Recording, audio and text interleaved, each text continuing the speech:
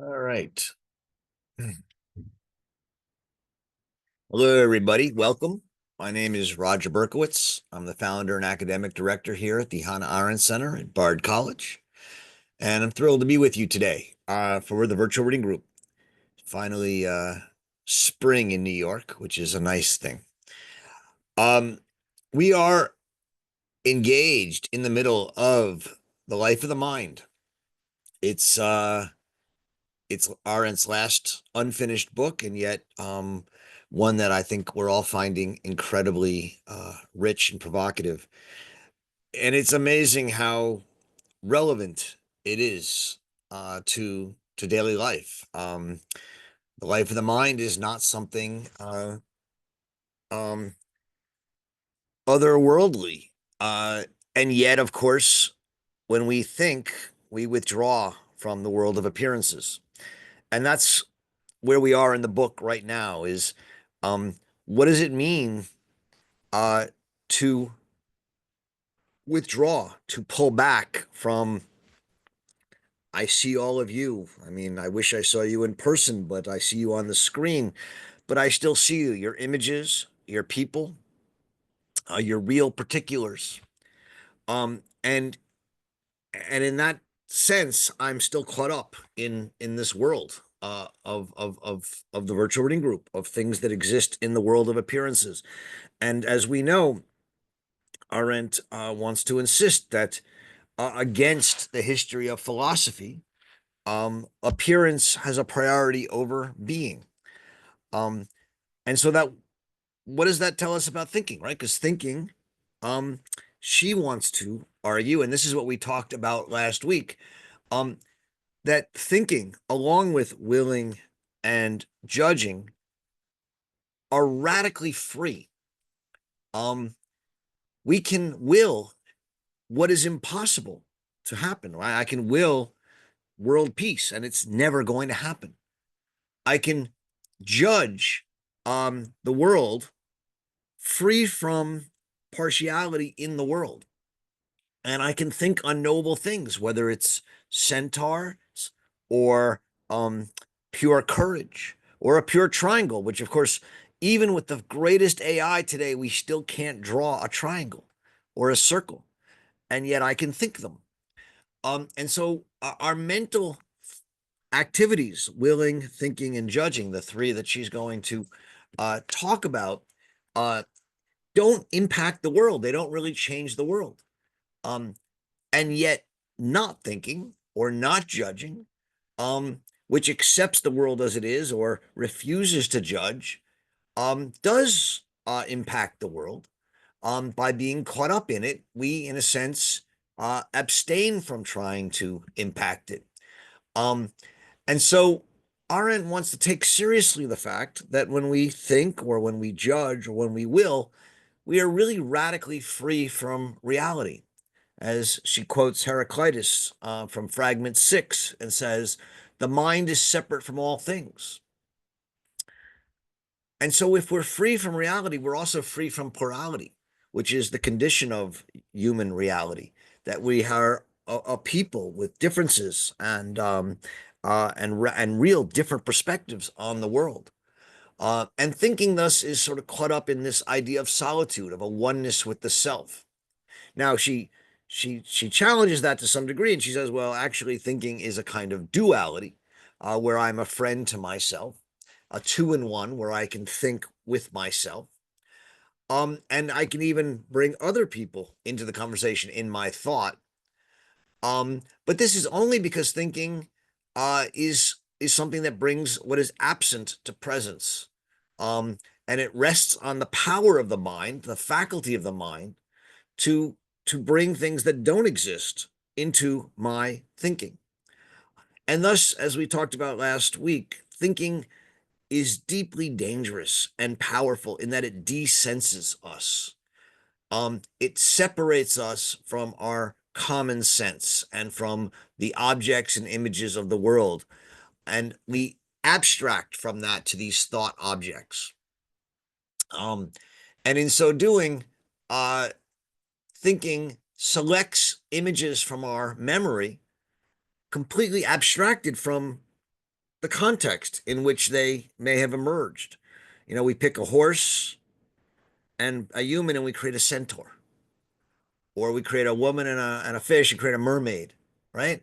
And and these are desensed, abstracted images that we can take, and we can start telling stories about centaurs or mermaids, or about courageous, you know, knights of the round table or such, that completely free themselves from the world of appearances and the world of reality.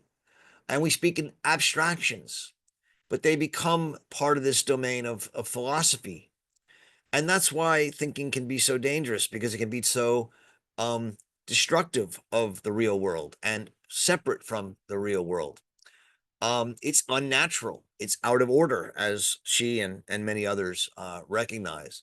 And thus, there's this close affinity between um, philosophy and death, which she then explores in section 10. So today we're reading sections 11 and 12, and the focus here is that there are real predicaments, problems of thinking, right? That she has now identified. This desensed idea of thinking, that thinking desenses us.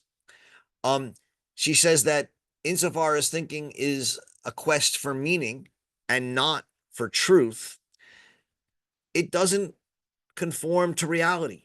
It can free itself. And that's, of course, a predicament. That's dangerous, because thinking can create all sorts of crazy ideas, like ideologies, like racist ideologies or classist, Marxist ideologies.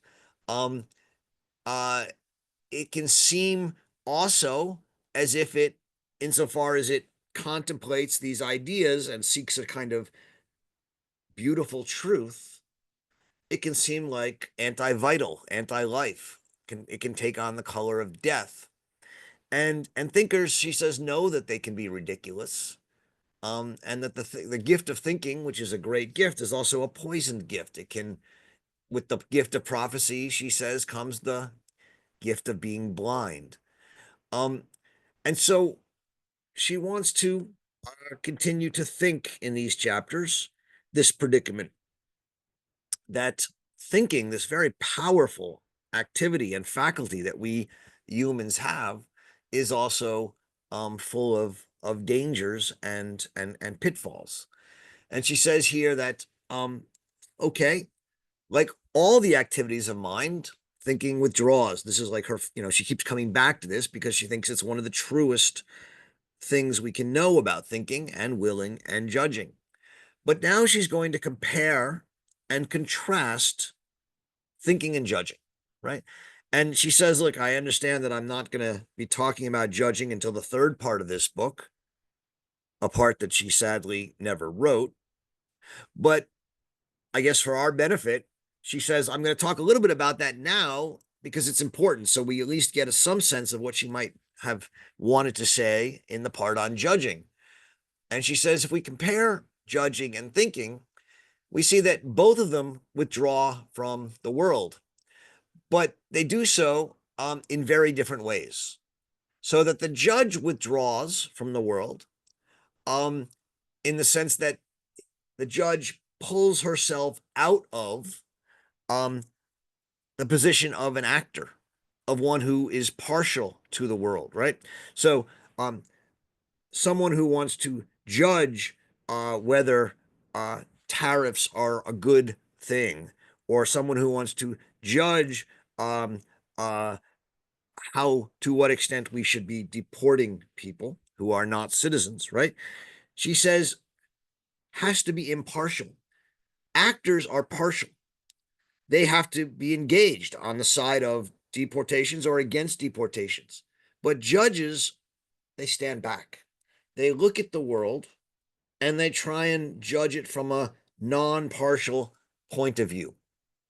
She says that the judge still heeds and hears all the opinions. They listen to the pros and the cons.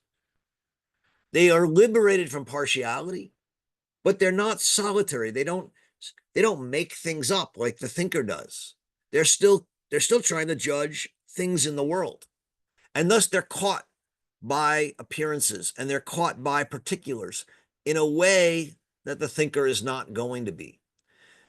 Um, on the contrary, the thinker, right, withdraws so radically and much more radically than the judge. The thinker, she says, is outside of the world of appearances. And so the thinker may think about tariffs or deportations, but it may not even consider the appearances, or it may look at the appearances, but move on to flights of fancy. The thinker, therefore, is solitary. They start to develop their own little theories that may or may not have anything to do with what's going on in the world. Um, and that's the reason she says that something like that Kant, the difference between Kant's practical philosophy, his political philosophy, or his legal moral philosophy, and Kant's political philosophy. I'm sorry, the difference between Kant's moral and philosophy and his political philosophy is that the moral philosophy is caught up in a conversation with myself in the categorical imperative that I, out of awe before the law, my own reason, I know that I am a rational animal. And insofar as I am a rational animal, I must set my animal side, my will, under my rational side, and I must submit to it out of awe before the amazing beauty of my reasoning capacity. She says that's a purely solitary activity. Whereas Kant's political philosophy, which he develops in his critique of judgment, is not solitary. It's an attempt to, in an impartial, disimpassioned way, stand apart, but hear all the opinions and try and come to some and make my own judgment, a free judgment, still free from the world and impartial and not caught up in being an actor, but very much still engaged in the world. Um, and so when I said that this part is relevant today, it's relevant in the sense that what she's here talking about is the different ways in which thinkers and judges relate to our common world, right? Um, both withdraw to a certain extent. Both are not actors, and that's an important distinction. She wants to say that actors, which have their own dignity, and for those of you who've read her work, The Human Condition, know that action is one of the most important faculties of humanity for her, insofar as that it is in action um, that we speak and act and put ourselves in front of other people, so that we begin to appear in the world of appearances and allow others to talk about us and build a common world. And so action is absolutely essential in her view of what it means um, to be human.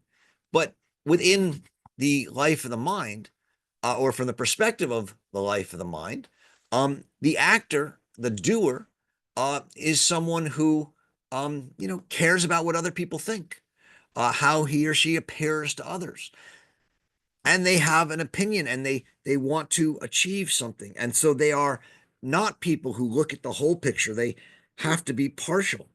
They have to have a prejudice, have an opinion. Um, and so the actor is for her someone who's not concerned about truth. Whereas the thinker, the spectator, the judge, withdraws in some way from partiality in the world. It's only the spectator who can see the whole play. She quotes Diogenes Laertius here in a, I think, a wonderful quote. So I'll read it. And Diogenes Laertius says, "Life is like a festival. Just as some come to the festival to compete, some to ply their trade," right? So there are actors who come to the festival to compete and win and ply their trade. They are doers. They are participants in the action. But the best people, Diogenes continues, come as spectators. So in life, the slavish men go hunting for fame and gain, and the philosophers for truth. And so here's this opposition. There's the doers and the spectators. The spectators, the word for spectators is theatai, theatai, um, uh, which is of course the roots of our theater, where we spectate, but is also the root of our word theory. Um, and the it's the spectators who theorize, um, who offer, who get a view of the whole hidden to those who act. Um, there's a connection here to the Greek idea of skole, which is the root of our word for school or scholar, but and is often translated as leisure, but very much not like we mean leisure today. It's not the leftover time after you work in which you watch Netflix and do whatever you do to pass the time. Skole for the Greeks meant the deliberate act of holding oneself back from ordinary activities, of not working, of not earning a living, in order to be able to have the leisure to skole, to think, to to engage in spectating and thinking about the world. And so this is for her what the withdrawal of the thinker does. It's so radical. A judge withdraws, but it's less radical because it's still connected to particulars. The thinker is much more radical. Um, and as a result, the thinker is completely outside the world of appearances and cut off from the world of events. She says actors are fools, in the sense that they think they know what they're doing, but they're actually often just carrying out larger purposes of the world. Um, but and in that sense, only the thinker can know the true purposes. Like the actor, engages in their revolution, whether it's the French Revolution or the American Revolution or the Trump Revolution or, whatever it is. But it's the thinker who stands back and can say, this is just part of a long pendulum swinging of back and forth, and it will work itself out. And so the thinker looking at the bigger picture, abstracted from, participation in action, is able to see the truth of the world. So she asks, where does where does one think and where does one judge? The judge withdraws, but they're still in the ordinary world. But where does the thinker withdraw to? And she leaves this somewhat as an open question. She does say that Plato at least offers two potential answers, although he never gives a full answer to it.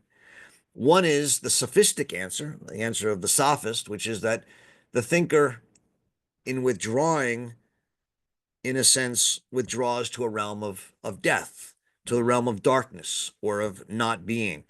The thinker withdraws from the world and engages in just playing with their mind, right? But there's another answer Plato gives, right? Which is that the thinker withdraws from the world not to darkness, but to light.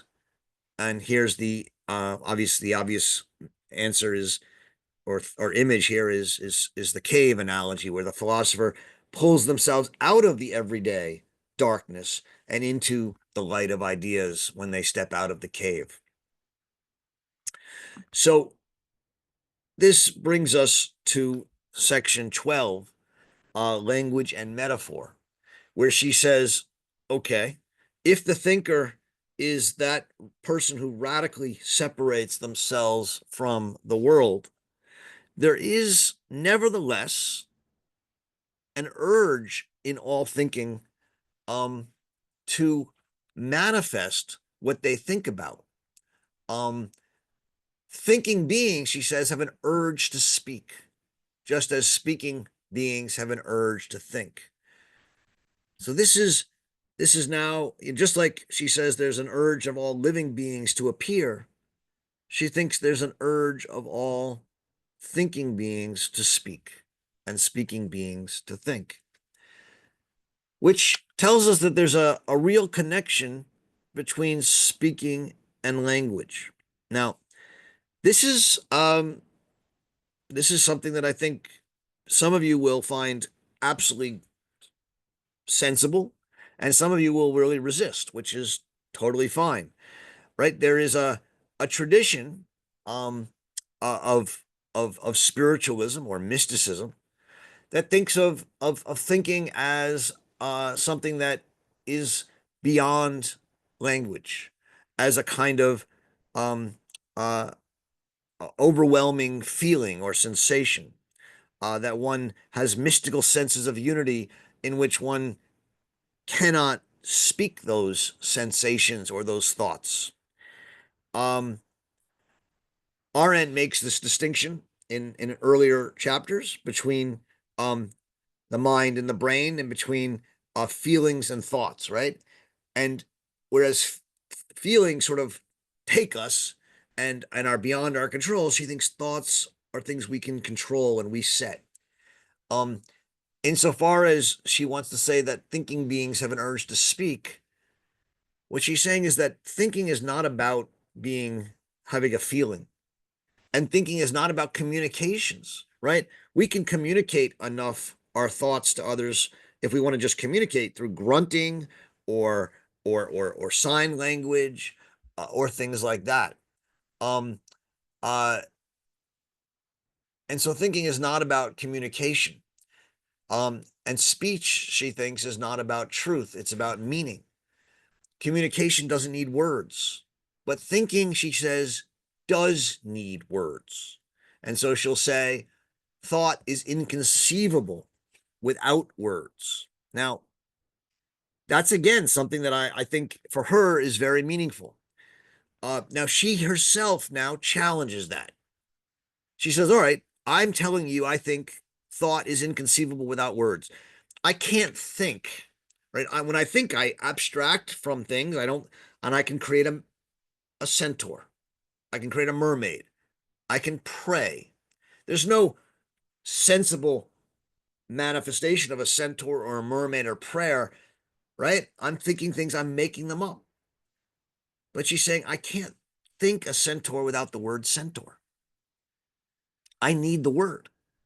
I can't think a prayer without the words of the prayer.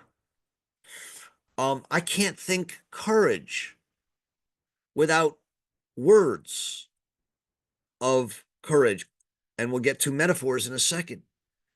So she thinks there's just no way to think outside of words. Language not as communication, but language as words that um, I put together in new ways and make things up, but that are in some sense based on combinations of things from the sensible world. And she says, okay, but there's a problem with what I just said, which is take a country and a language like China or Chinese, right? And she says, on the one hand, she has no doubt that Chinese philosophy is on par with the Greek philosophy. You know, it's she thinks it's an absolutely serious and meaningful philosophy. But she says they think without words. They think in images, because they have a pictorial language or alphabet. And she says, so for us Westerners, is an abstract schemata is for the Chinese concrete and visibly given in their script. So that the ideogram for friendship is these two hands, right? And she says that's not an abstract, FRINDSHIP, right? That's a picture. And so the Chinese um are thinking in pictures, not words. And she says, I don't really know how to deal with these differences. I believe the Chinese have this deep philosophy. But she says it's still true that Western philosophy, as it developed, she says, could not have and would not have developed if it weren't for the fact that the Greeks adapted an alphabet. She thinks that the entirety of Western philosophy can't be understood if you don't understand that we use abstract letters and abstract words and thus abstract language in which we speak and also in which we think. And then she returns back to her argument and says that since thinking needs language, is our language adequate to think? And she says, in one important sense, the answer has to be no. No language, or at least no alphabetic language, right? Because she's just told you that Chinese is different. But no alphabetic language has a ready made vocabulary for the needs of mental activities, things like friendship or courage or, um, a prayer. Uh, you don't ever encounter that in an alphabetic language. They all borrow their vocabulary, thinking in alphabetic languages, borrows its vocabulary from um, words that originally were connected to sense or ordinary experience, right? And so, um, if we want to think courage or friendship, we begin with words that are actually about, an individual or a particular experience. And thus, she thinks metaphor, which gives reality to abstract thoughts, uh, is the beginning of all philosophy. Common sense thinking needs examples or figures of speech. She often gives the example of old age, is like the setting of the sun. Now, on the one hand, that's a metaphor. On the other hand, it's become such a common uh, um, uh, image and figure of speech that we think of them both as images of decline or setting. Um, but she says originally they were metaphors because there's nothing like the setting of the sun doesn't mean decline. It doesn't have to, but it's come to. But more strict metaphors, like the idea that a despotic state is simply a machine, she says that's a metaphor that's not reversible, right? You can't say a machine is like a despotic state. First of all, there's no similarity between a machine and a state in the way they look in any kind of common sense way.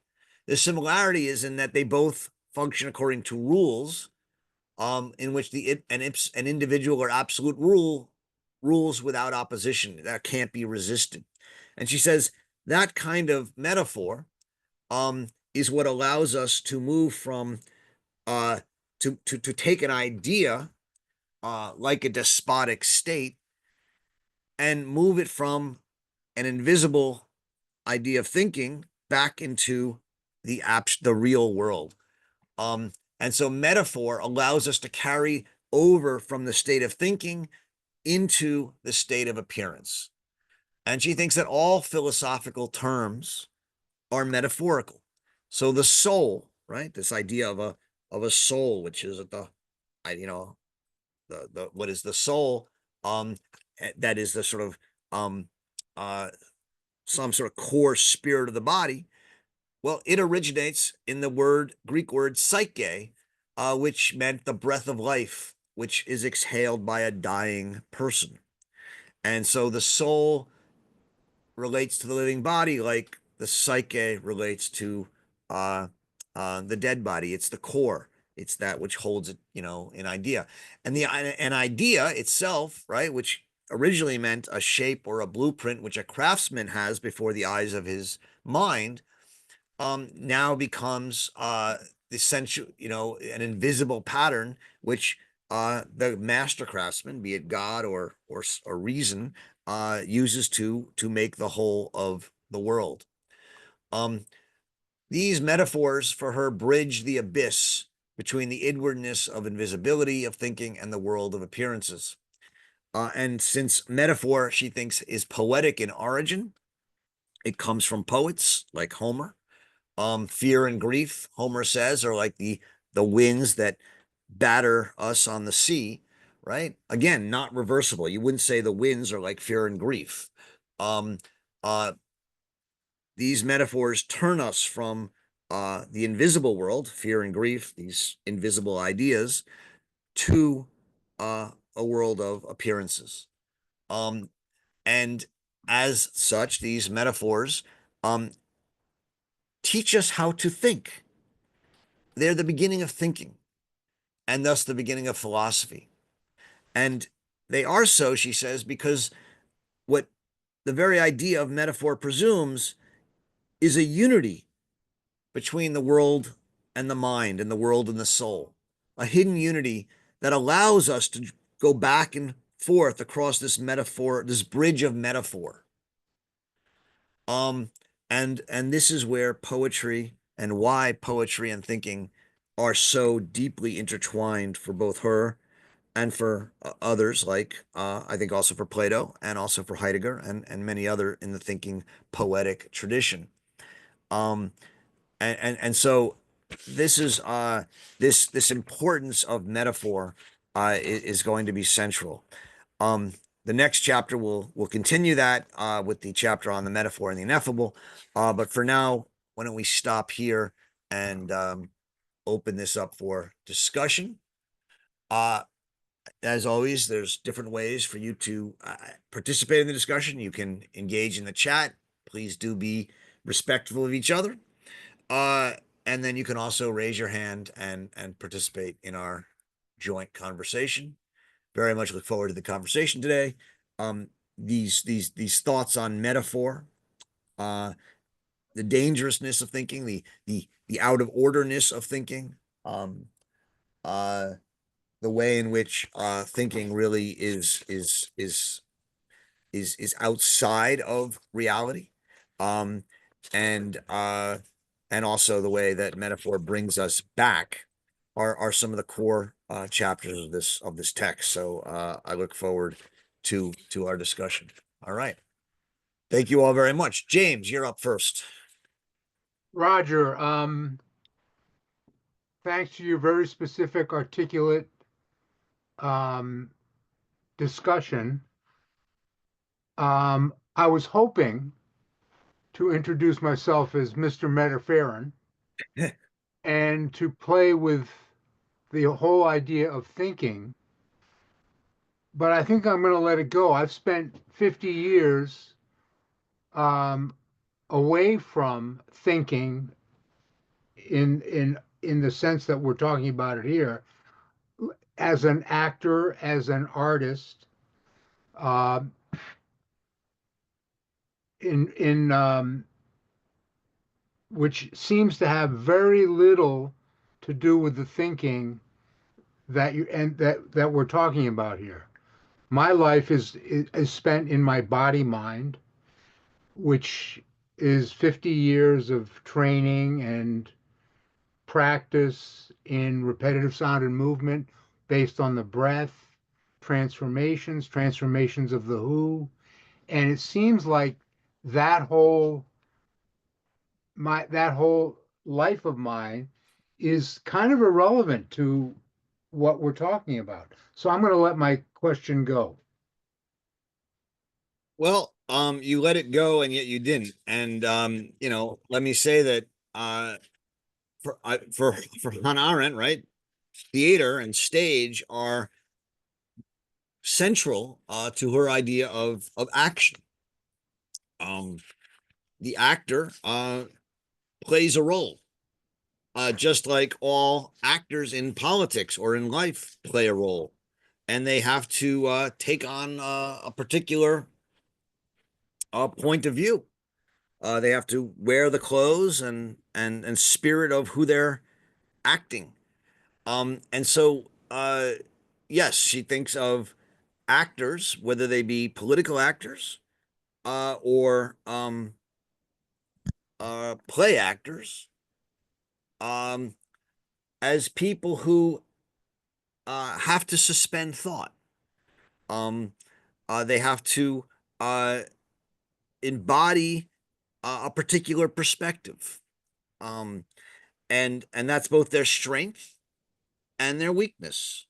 Um, uh, the spectators, the audience, right, um, has the has the ability to stand back and judge the actors, judge whether they think the actors are uh, doing what's right or doing what's wrong, whether it's in a play or whether it's in a political event. Um, Now the spectators have a weakness, right, which is that they're divorced to a certain extent from the active life. And part of what it means to be human is to live an active life and to appear. Um, and the spectators can be invisible to some degree, and yet they're still attached to the world.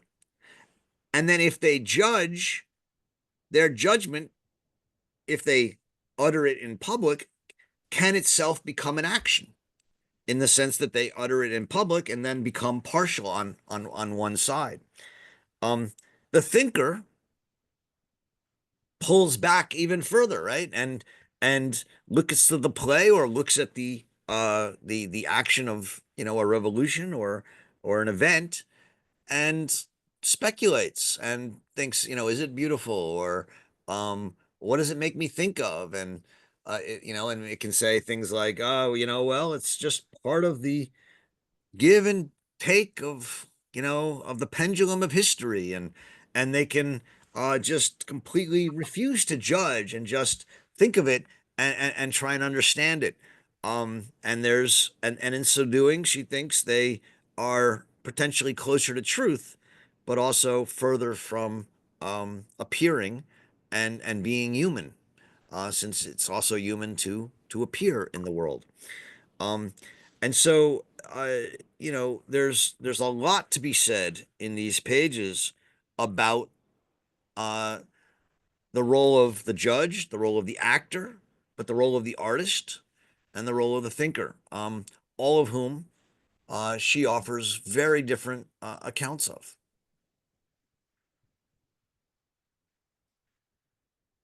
All right, there you go. Thank you, Bruce. You're up next.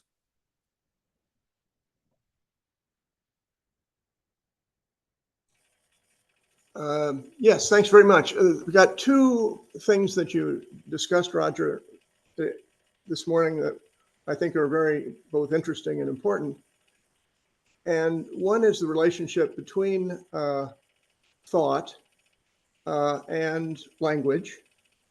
Um, and you emphasize the sort of tremendous freedom and detachment of thinking, of thought, relative to the phenomenologically experienced world and so on, and also common sense.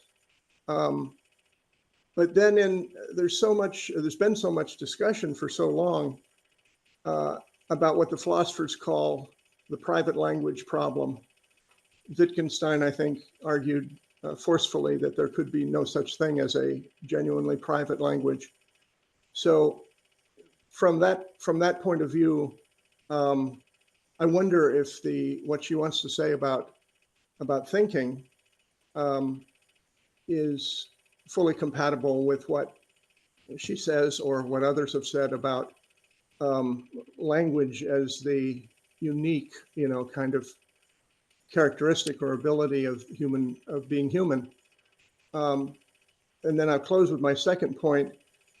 I assume, but I don't know for a fact, if Arendt followed Karl Jasper's work, but Jaspers is now in vogue again for the notion of the sort of turning points of human history and the axial ages, stretching back into roughly, 800 BC, things of that sort. So the idea, could you say a little bit more about the relationship between language, not just as communication, but as a shaping force in our own, ontology, and then the connection with Jaspers. Did Arendt engage with Jaspers when he was writing the material about the axial age?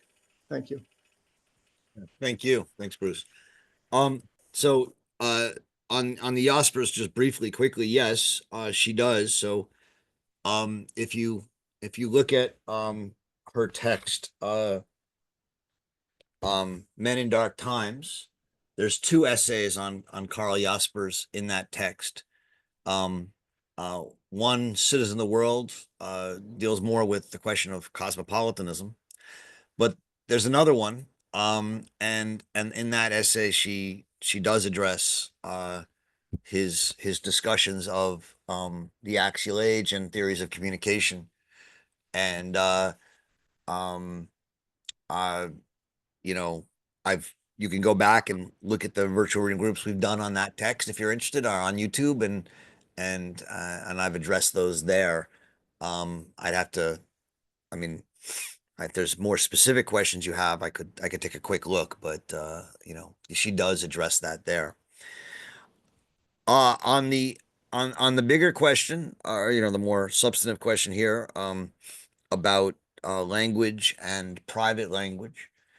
You raise a good point. And I think one she's here, addressing. Um, on the one hand, she wants to say that thinking is this kind of radical withdrawal.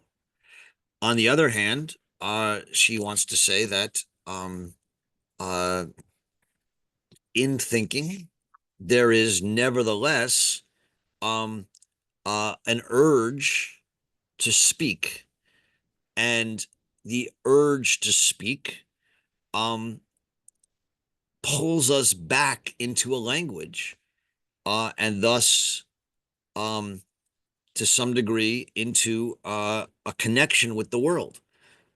It's more attenuated than judging or willing, um, because uh, we're not seeking the approval of others, as in judging, and we're not trying to will something that can be done, as in willing. But nevertheless, the connection to language does pull us back. Now, the private language issue, you know, uh, she would be, I think, very much on the side of Wittgenstein. She thinks that um, the ability to think uh, always begins in language, and that begins in a language that we share with others, right? That describes sensible experiences and ordinary, common experiences that others can recognize.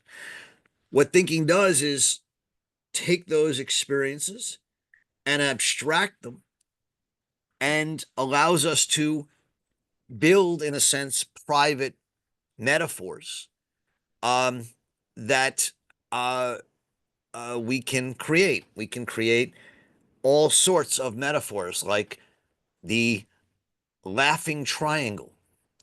Um, uh, and what she'll say is some of these metaphors, when we speak them, are able to be meaningful to people. And some of these metaphors, when we speak them, are not. And metaphors that become meaningful then become part of our language, and part of our common world. Um, and all you have to do is read Homer about the dark Red Sea, and you begin to understand the power of metaphors, and how these metaphors become part of who we are. Um, or the wine dark sea, right? Which obviously it's not wine, and yet there we go. Um, uh, and so for her, these metaphors are bridges that take us back into language, but also, because we can't think outside of language, they always mean that our thinking is still, to some degree, connected to an apparent and sensible world. Um, and that's going to be um, an important part for her, of her analysis of thinking, because it's what prevents thinking from becoming completely foolish and completely um, um, worldless. Um, and so, to some extent, uh, um, on the one hand, we want to think the ineffable, right? And that's what the next chapter is going to be about: how language and metaphor allow us to think the ineffable. On the other hand, we need to make it meaningful in this world, and that ties us back into the world. I hope that helps, Bruce. or not? You still there? Mute myself. Yes, no, that's very helpful. Thank you very much. I mean, if you have a follow-up, I mean, it's an important question, so I'm happy to listen to a follow-up if you have it. Yeah, I'll take that into consideration. Okay, Thank great. you. Neil.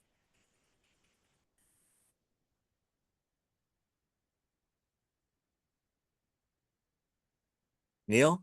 Sorry. There we go. If we could go back to section 10, page 87. I wanted to ask this before, but at the end of the first paragraph on the page, this the Greek language has this time element in its very vocabulary. The word to know, as I pointed out earlier, is a derivative of the word to see. I mean, that is so beautiful. And so this is really, so when Arendt is talking about thinking, Just so, Neil, can I ask you just to, are you, which page 87 in which volume, in which edition? this one, I can't see, you're very dark. oh, okay. It's Is that, the paperback Life of the Mind. oh, okay. It's standard one, I think. The original, yeah, okay. Yeah. All right. So this is, just so people know, this is in the section called warfare between thought, or intramural warfare between thought and common sense. Yeah. It's in a paragraph that begins not sense perception. Yeah. So I'm just gonna try and find where that is in the It's the last line of that paragraph. yeah, I'm just gonna try and find where it is in the other edition so people Oh, who are following along can follow along. So it would be on page 84 to 85 in the critical edition. All right. Go ahead, Neil. well, it was just asking this this perception that she has and the way it's expressed in Greek.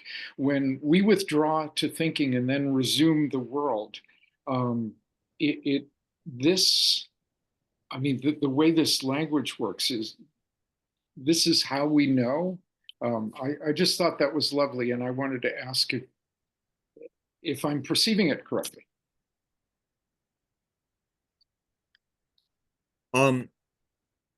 So well, okay, so let's start where you started. The Greek language has a time element in its very vocabulary. The word to know is a derivative of the word to see. So first we see, we have, and see is idean, and to know is eidenai. So, which is a past participle of idean, so is to have seen. So first you see, and then you know.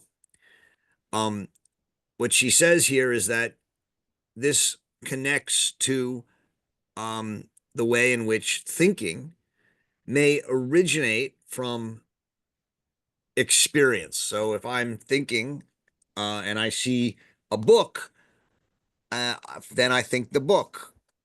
But she says that's, of course, just pure sense perception. But thinking qua thinking, when I think the in the uh, the unknowable book, or the book that fills me with wonder, right? She says there's no sense experience that yields that.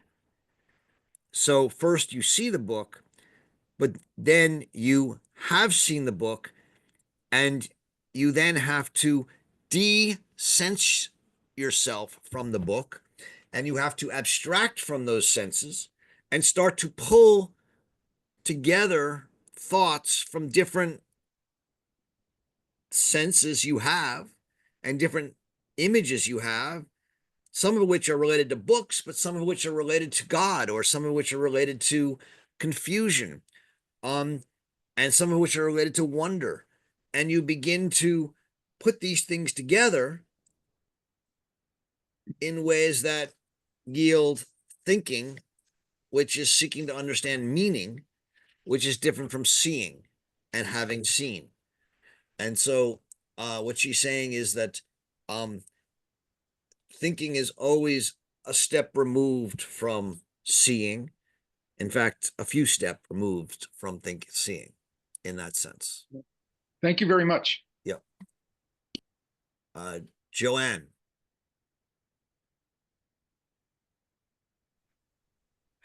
Yeah, I have 2 points. The first one seems to me pretty trite, really, but I want to say it, and that is about the section 11, thinking and doing, the spectator.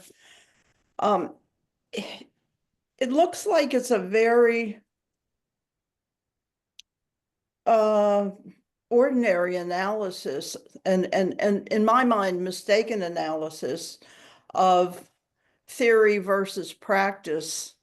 And that the spectator, the theorist, is the most objective because they have pulled back from the sensory world, and they have what you might say is a perfectly objective or a perfect view of what's going on. I think all spectators are also judgmental, because I think that we come as human beings from our specific experience and world, to do whatever theory we do. And to me, this, I mean, I know she died in 75, right? So uh, I'm thinking of feminist philosophy, first of all. I'm thinking also of critical race theory. And specifically, when you think about critical race theory and what's gone on in this country in the last year or so, from the right, the fact that that theory is incredibly political and seen as incorrect and wrong, in various ways, to a whole section of the population. I don't know how large, but critical race theory obviously is a theory, and it is judgmental about racist society. And there are those that attack it because it is judgmental about racist society. And I think the same was true with feminist philosophy, with feminism in general. And then my second point is about her analysis of language. And it seems to me that it's too stripped down. I mean, to think of language as simply metaphor or arising from metaphor does not do justice to the complexity of language. Language, to use Derrida's point, language differs, language undercuts itself, language is performative. Language has all kinds of things at its disposal. And I guess So I wonder if she's written anything more about language that would be, more expansive. So that's it. okay. Thank you, Joanne. Those are two huge questions. Um, uh, on the language, she's not saying that um all language is metaphorical, right? That's not the claim. Okay. She's saying that uh philosophical language is metaphorical. Um, and to the extent that we have this urge and need to reason and to think beyond the real world, the sensible world or the common sense world, to engage in philosophy or speculative thinking, she says that we can only do so through metaphor. Um, uh, and that doesn't mean that everyday common language doesn't have all sorts of other aspects of language to it. So she's not offering you a general theory of language. Okay, that helps. Um, uh, yeah, I mean, okay, and I'll stop there on that. On the first question about theory, so one just correction slash clarification. There's no claim that she makes that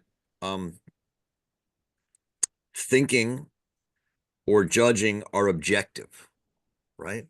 The idea that thinking or judging um are not acts of doing and are not participatory and are not engaged in the world doesn't mean that they're objective at all. Okay. It means that they are supposed to be, as Kant imagined, impartial or dispassionate, and not have a partial, prejudice involved in them. Now, of course, there's um always there is a prejudice to thinking, which is that it's not doing.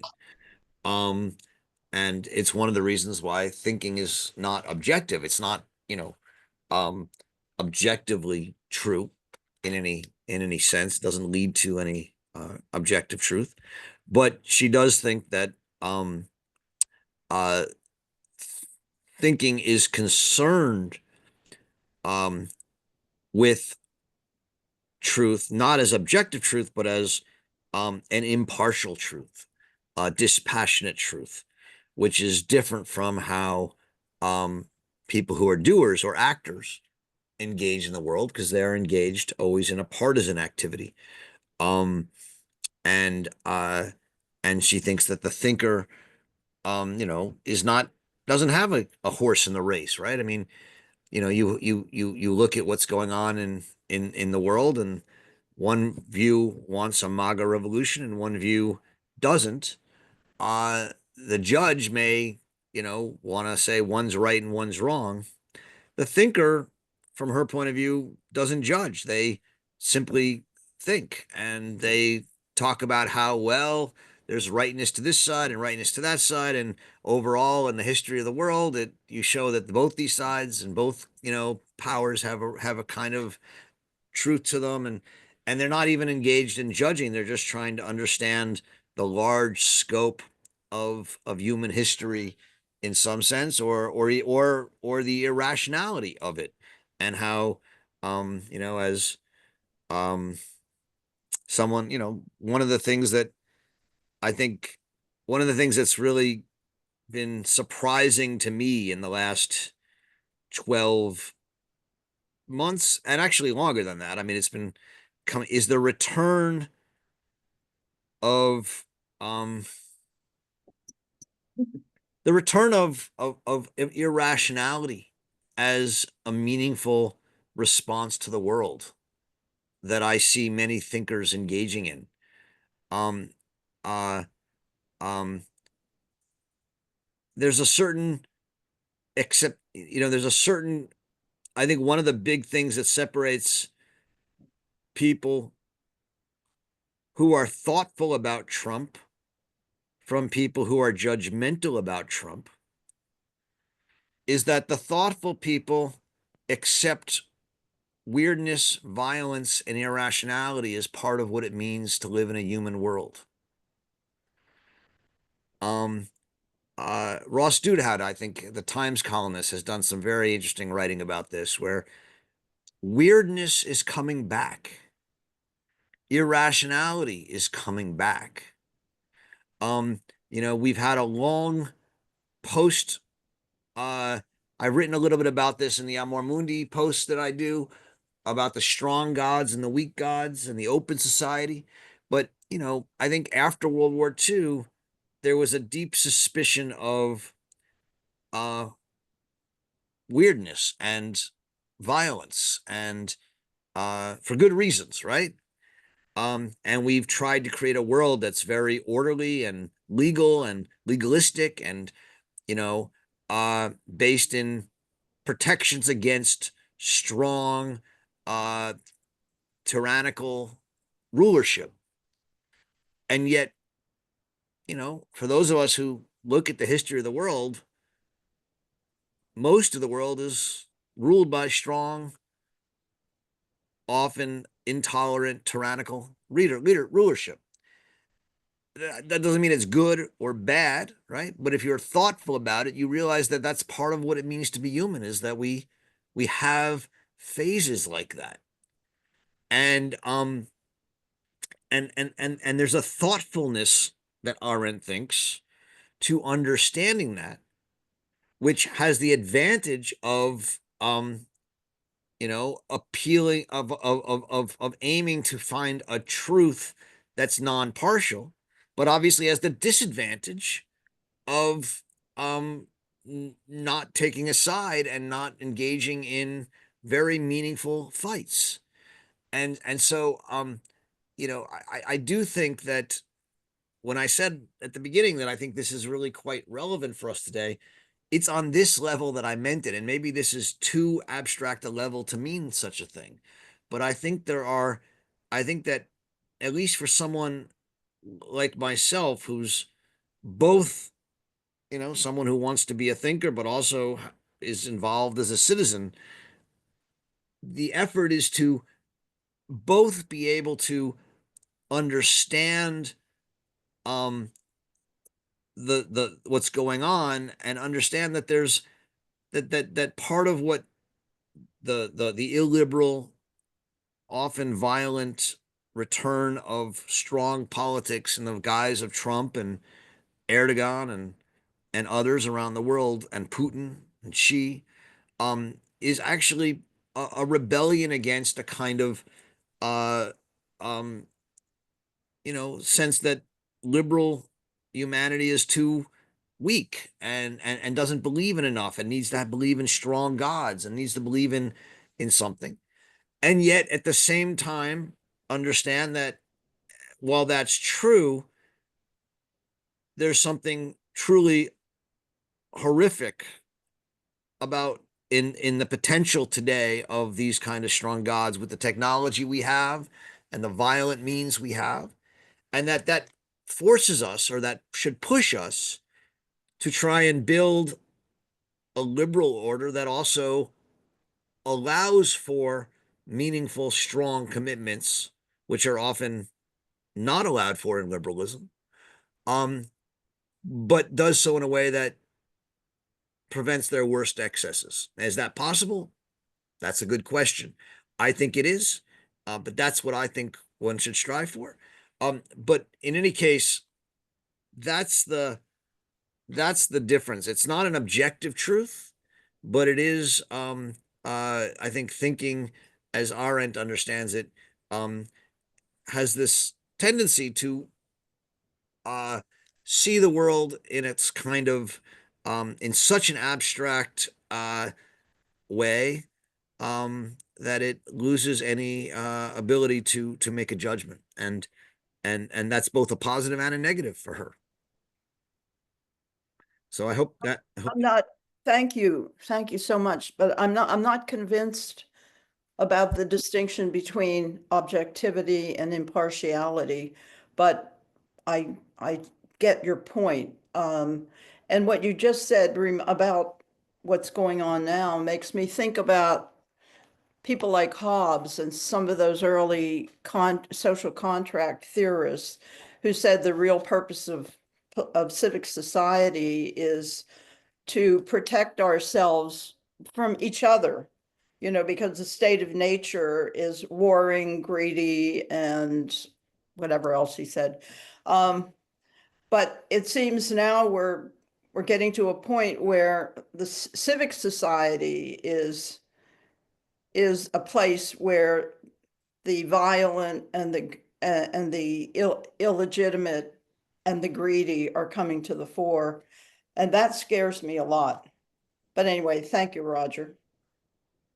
Thank you. So just quickly, first of all, I'm not going to repeat it again, but the distinction between impartiality and objectivity is at the very heart of Arendt's work. You don't have to agree with it, right? But understanding it is going to be key if you want to understand Arendt. Um, Two, I think you're absolutely right. The liberal order is a Hobbesian order in the end, and it's an order designed to um, protect us uh, from uh, from danger. Uh, in doing so, we give up certain rights to a sovereign, to a Leviathan, who will allow us freedom, but only freedom within a very constrained liberal area, right? Freedom of business or speech, but lots of freedoms are restricted. And I think for many people, this liberal Hobbesian order, is one that ignores very vital uh, uh, needs of what it means to be human. Um, there's no courage demanded. There's no um, there's no tests. There's no initiation rites of initiation to become an adult. Everything becomes sort of you know uh, handed to us, and I think for many people this is a view of humanity that is not meaningful, and that's the kind of struggle we're in right now. Stephen, you're up. All right, thank you, Roger. I want to begin by responding to the actor who said that he's been working with his body as an actor for 50 years and that therefore he doesn't have much to say or anything about thinking. Because one of the very first things Hannah Arendt says in The Human Condition is we have to think what we are doing. And so there's a movement between thought and action that's, I think, at the core of her work. Mm-hmm. And so and an actor in figuring out how to interpret a role, of course, thinks, and that might not work. The director might disagree, and so there's a dialogue going on. So acting and thinking are very much related to the work that goes on in theater. And I think that what we're seeing in the Trump administration is a man who acts impulsively and surrounds himself with people who are yes men who mirror what he thinks and so or what he wants to do and agrees with it. And so that connection between thought, which happens when you have counselors and a range of opinions in a government, the connection between thought and action is entirely absent. Um, Another thing that Arendt advocated was that we not rely on hierarchical government to do the acting for us. She thought that our ability to act was really essential to our full humanity. And so part of the response to this time might be not waiting for our elected representatives to do what needs to be done, but rather figure out what we can do in our own contexts. Thank you, Stephen. I mean, I think largely that's a perceptive comment more than a question, but I agree with it.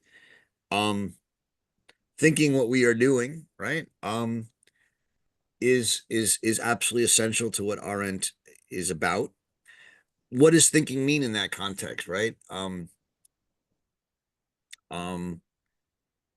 is thinking in that context the kind of activity of withdrawing and thinking outside of the world of appearances? And I think in an important way, the answer has to be yes. Uh, in order to um, to act, right? You can't just keep acting, right? Because if you do, your action will be repetitive and largely um, uh, commonsensical and won't really be noticed by most people. If you're going to be a great actor, whether it's a great actor on stage or a great actor in a revolution, you have to act in such a way that your actions strike people as noteworthy or new. And that requires you to act in a way that's surprising. And to act in a way that's surprising, you actually have to bring a new thought to your actions. Um, and so uh, acting requires great action, at least requires great thought. Mhm. Um, and and so you can't act without thinking, and I think that's an important point. So thank you for bringing that up, Good, thank you. Eric. Thank you, Roger. I'm trying to understand why Arendt says that mental activities become manifest only through speech. And then, like, I know you've talked about this before, but why can't they manifest themselves through writing? Like, it seems that they do at times, right? Like Oh, Arendt okay. herself in this I, book. I don't think by speech she means only oral speech. Oh, got it, got it. She I means got it. language. Okay. So the contrast here is that mental activities can't become manifest through grunting or um or um you know crying um or passions um because for her mental activities are are are defined not and are not equal for everyone. There has to be some sort of uniqueness to them. Crying, she thinks everyone cries and there's no difference. But if you present a new metaphor about your experience or your thought, that becomes individual and unique. And thought for her is determinate in that way. Um, and so there, and grunting or crying or screaming is something that everybody does, and it reduces us to sort of a kind of indeterminate mass. Um, and that's not thought for her. That's also human. It's passions. It's the soul as opposed to the mind, but it's not but it's not thought. Now there are interesting in between cases, or not in between cases, but things like music. Is music um a language? And uh is painting a language? Is sculpture a language? And to the extent that they are uh music follows certain rules of tonality and harmony, um then yes, I think you would say that music is a language. To the extent we stop seeing music as a language and see it instead as an expression of feeling, right, in a more romantic sense, then I think we could say that music starts to be less of a language and more of an expression of feeling. Um, and so, you know, I don't know.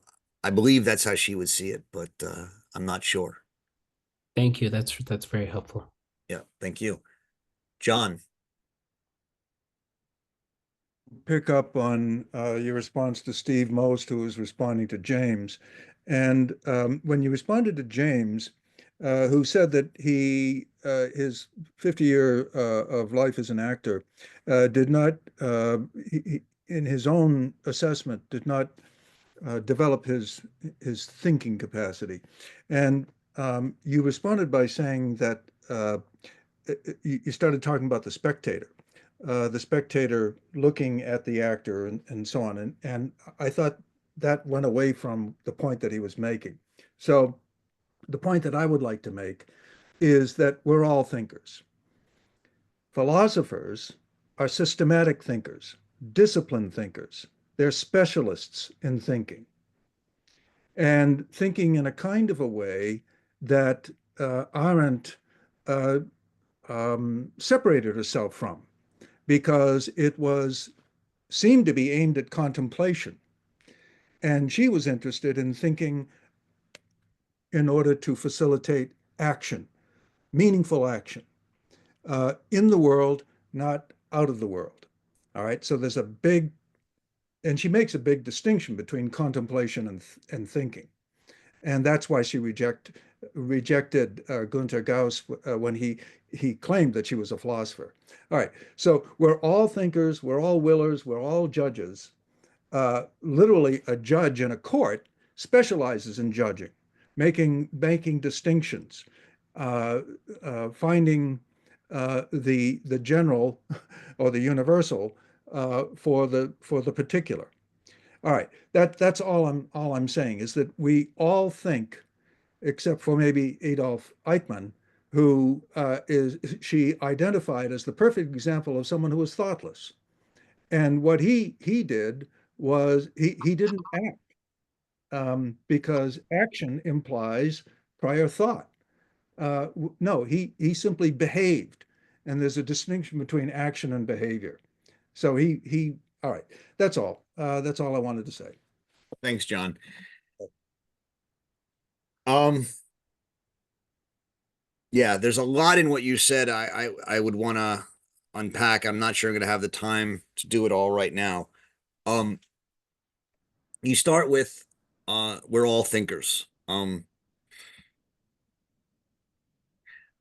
I would put it this way because I don't think that's the way um I would put it. Um, we all have the capacity to think. Mhm. Um, none of us think all the time. Mhm. Many of us never think. Um, uh, our end, one of the reasons she says she leaves thinking out of the human condition is that she thinks that, unlike labor, work, and action, which most of us have experience with, she thinks most of us don't have experience with thinking. And as much as um, she thinks thinking is an important faculty of being human, she doesn't think it's one of the um most common or central ones, and so she leaves it out of her Vita Activa. Um, uh, I don't think it's just Eichmann who doesn't think. Um, uh, Eichmann had the bad luck to be someone who doesn't think, which I think many of us are like Eichmann, in situations in which his thoughtlessness made him one of the greatest criminals in the history of the world. Um, Most of us are luckier to live in different circumstances than Eichmann. That doesn't mean we're all like Eichmann or that all of us can't think. She thinks we all can, but she thinks most of us don't. Um, uh, Professional philosophers, right? Um, you know, uh, um, in some sense think and in some sense don't think, but um, what she, the reason she's largely writing this book citing professional philosophers is she believes that they are the people who've most tried to think in the sense of um, abstracting themselves from the everyday world and putting themselves into a different world. She's, as you rightly say, deeply suspicious of philosophy as an activity. Um, and that's one of the reasons she wrote the Vita Activa. Um, and yet, as I've tried to emphasize in our readings of this book so far, she's also increasingly convinced that there is something about thinking, despite all of its dangers, that may make it something that, if we learn how to do it and practice it, can actually inoculate us against evil. And so she's trying to find in this activity of thinking um, uh, and to think the activity of thinking in such a way that understands what it is, both its dangers and its possibilities. So I hope that's helpful as we go forward. We'll keep coming back to this question. I just wanted to say I don't think for her most of us think at most of the time. I think it's a very rare for most of us, it's a very rare experience, I think, for her. Roger, can I just want to say, I think we all do think. The point is that we don't sustain it, most of us. We don't have the discipline to continue thinking, to think something through to the end. That is rare. That's what philosophers do, and that's certainly what she does. Yeah. And and if she's not doing philosophy, she sure is doing some sustained thinking. Okay, that's all. Yeah. I mean, that may be. That may be. Okay, good. Thank you. I got a bunch of other hands up, so I'm going to just move on. George, Okay, I'll let's try to keep be it quick. short if we can, because I got 3 more hands up. I'll try to speaking about thinking, acting, and judging. Was involved in a discussion about this a while ago, and we're doing metaphors. So I came up with a metaphor. First, last 2 lines of a Frost poem. Uh, and I took the a road less traveled by, and that made all the differences. And that made all the difference. And here we're talking about action, thinking, judging, uh, thinking quickly, thinking slowly, reflecting in 2 lines, and they're all continuous. We're not categorizing, we're not separating them. And we're talking about perception, which we never talk about. Yes, we talk about appearance, but it's already perception that's been thought about. That what I'm saying is that there is such a thing now known as a perception planning action loop, which goes through the body and the mind. And rather than making categories, for instance, judgment and thinking, how do you separate? You stop thinking when you judge? So, and these are all categories and all related, and it's a continuum. Yeah. So I think that we're over categorizing. That's where we get ourselves in trouble. Thank you. I mean, she is without a doubt trying to push us to see things about thinking that require her to uh, say things quite radically that she then complicates, right? So on the one hand, she says thinking is an absolute withdrawal. On the other hand, she says, no, it's not. It connects to the world through language. And so this is this is something, same when she talks about in the human condition, the difference between labor and work and action. All of these ideas are ideal types that there is no pure labor, just like there's no pure work and there's no pure action. They all have elements that mix together. And similar for thinking, judging, willing, and acting. And so to some degree, if you get caught trying to say thinking is this one thing, you're absolutely right. You're categorizing it in a way that doesn't work. And yet doing so and thinking in this way allows us to see something about thinking that makes us think. And you know, when we imagine ourselves if you imagine 2 roads diverged in a yellow wood and being one traveler, there I stood, right? You can imagine that as an actual sensible experience, right? But both that morning equally lay.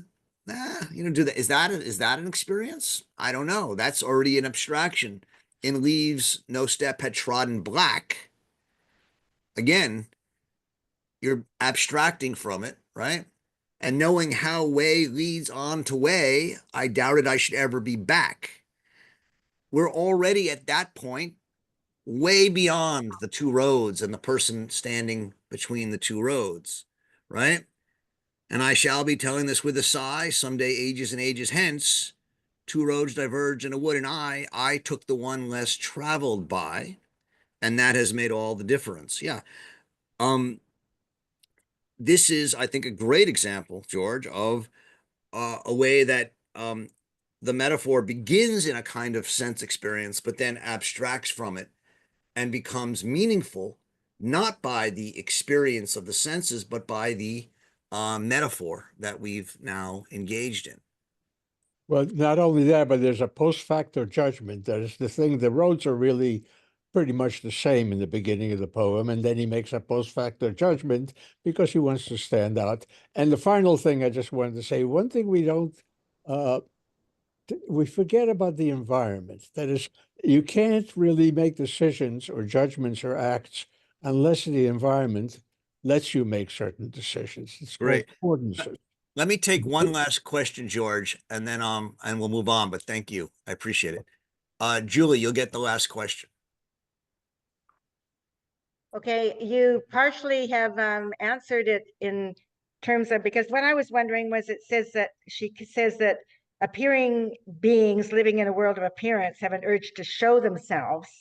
And then from there, she jumps immediately to language. And I believe that there might be a step in between there that is more common to all of us, which is imagery. And that step between the appearance and the image that we hold within our head is equally important and able to be a language in itself. And I think you were talking about a musical language. I think there's also a visual language, and there's also the opportunity for visual metaphors.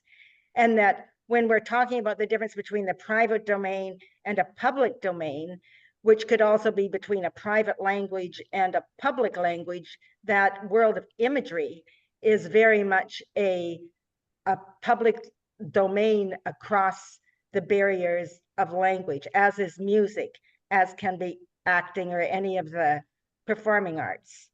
That's one. She does actually answer herself on the next page over by saying that I have no competence to deal with them adequately, when she's talking about the difference between thinking languages and our abstract dealings with them, which could be placing that thinking into the visual realm. Yeah. That's one thing. I would also like to say that I don't really understand the difference or the division between thinking and performance, or between performance and judging. And one of the examples I would give is trying to play a piece of music.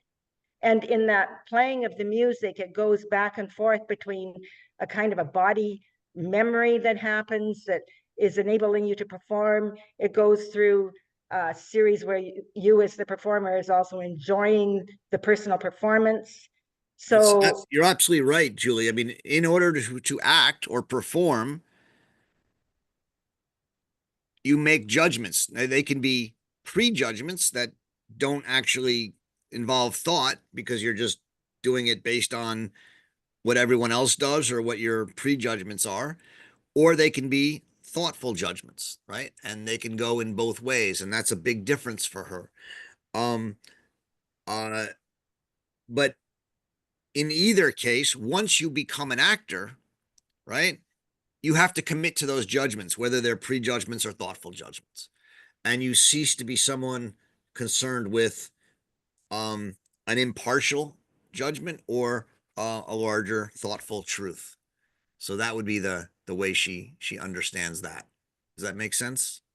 that makes sense to only to a certain extent, because I perhaps where it goes back to is the idea that thought is very fast.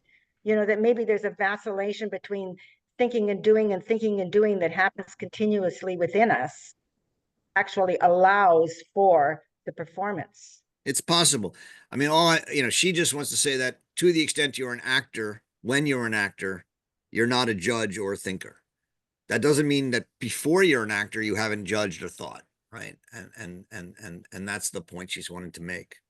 But we'll come back to this. This is going to be conversations we continue to have going forward. So I think we'll have plenty of time to come back to these questions.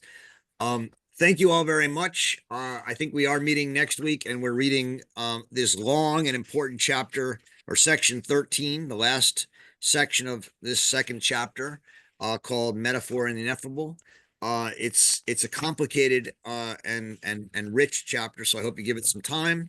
Enjoy reading Hannah Arendt, and we'll see you next week. Thanks very much.